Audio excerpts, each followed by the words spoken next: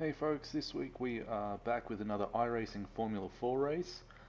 This week we are at Road Atlanta, and I think until this week I'd never done any laps here, so distinct lack of confidence, not knowing the track. It's been interesting, but we'll start P11 average quali, see how we go. 21 Celsius, 20 minutes. Okay, Justin, be ready.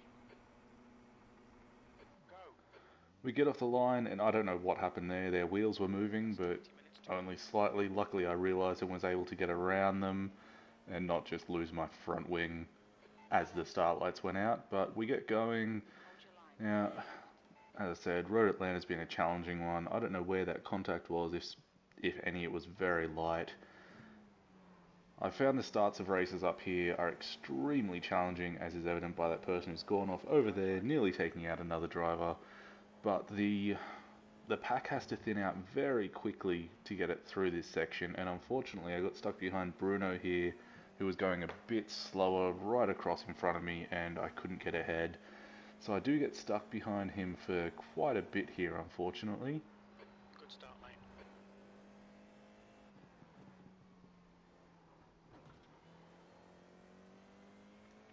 We've all thinned out a bit at this stage, getting into that single file, and coming down here.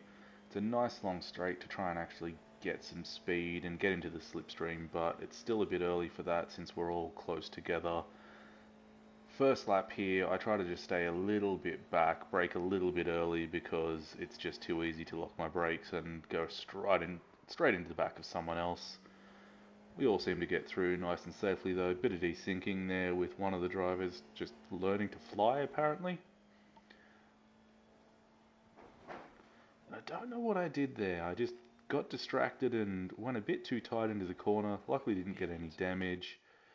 Coming up here, you see someone go off there, but luckily there is a bit of a service road off to the side, so it appears it was John V. He just kind of slots back in. Luckily for him, no damage, and he's able to carry on his race. A couple of laps later, we're now on lap 3, and I'm getting close to Bruno again. And coming down here, I end up getting a decent exit out of the chicane here and get very close. But coming down into these first turns, it's just a bit too risky for me. So you see I let off the accelerator there.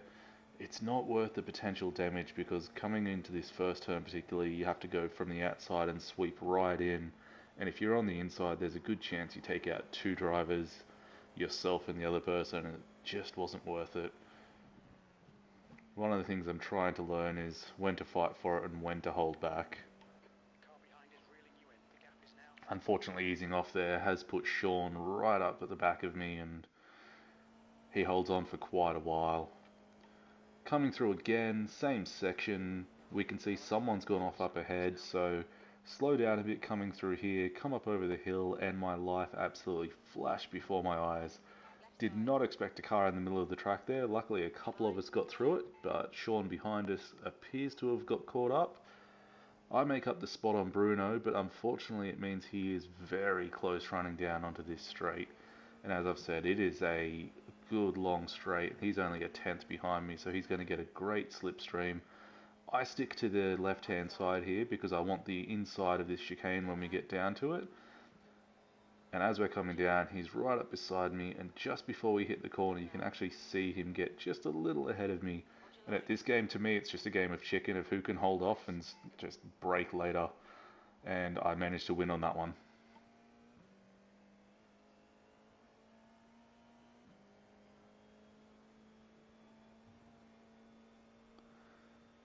As you see though, Bruno is still very close, and he's obviously made the same decision as I did previously because he holds back a bit there not to try and take over me into this first corner, which I think was a smart decision on his part.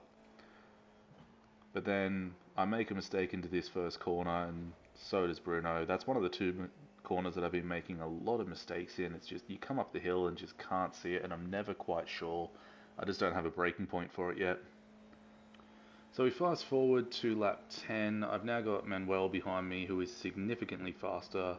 Currently his fastest lap is half a second to 6/10 faster than mine. So there is just no way I'm going to be able to keep him behind me. I don't know if he's had an accident at the start or just not qualified and just been making up places. But as we get through that last one, he decides to send it up the inside. Obviously thinks it's worth the risk.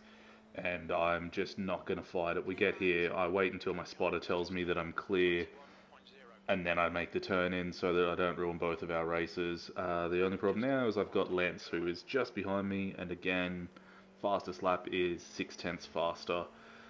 So I don't imagine it'll be long before Lance gets past, but for now I'm just going to try and stick in Manuel's slipstream, try and keep up with him a bit, and maybe he'll help me catch David Grafton up ahead.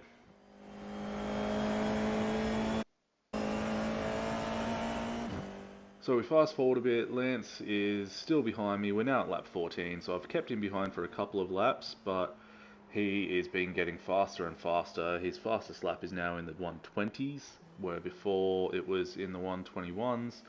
Gets a better exit out of there, and I know he's going to pass me because of how close he is, so I stick to the left. In the quick chat I throw a pass right, so he knows that I'm not going to fight him for it, and I just let him pass, because the next person behind him is a blue flag, so I'm not concerned about them. And the person in P8 is 9 seconds back, so I've got plenty of space to just kind of hang on, still make an improvement since I qualified P11, and just make it to the end of the race.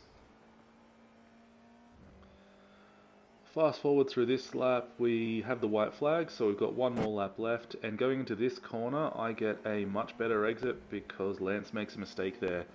So I think, what the hell, why not go for P6? I'm going to get a better run, and if I can get him into the chicane, then I'll be almost guaranteed 6 once we go over that hill. Go to the right, try and leave some space, try and stick to my side of the track, and there's contact.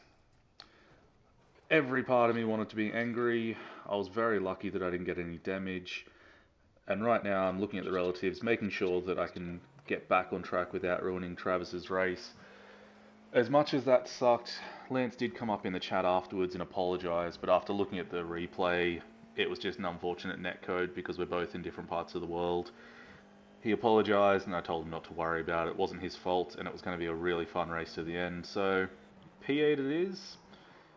See how we end up next week. Bring it back round.